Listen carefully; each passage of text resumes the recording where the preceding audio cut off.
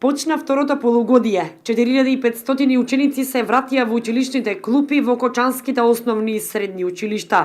Раководните лица на школските установи деновиве ги правеа последните подготовки и дезинфекција на просториите за добар старт на второто полугодие и солиден пречек на учениците. Посебно се работеше во оние училишта каде што имаше големи штети на парното грејење, како последица од ниските температури.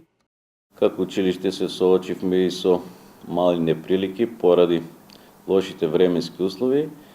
Имаше дел од системот за загревање расфатено, така да во овој период успеавме да ги санираме последиците од лошото време.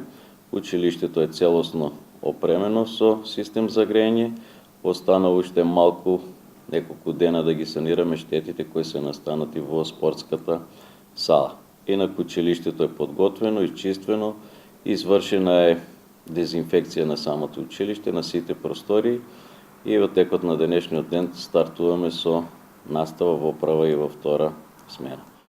Зимскиот распуст беше продолжен со 2 дополнителни наставни дена по препорака од Комисијата за заразни болести и Министерството за здравство да се избегне опасноста од ширење на грипот.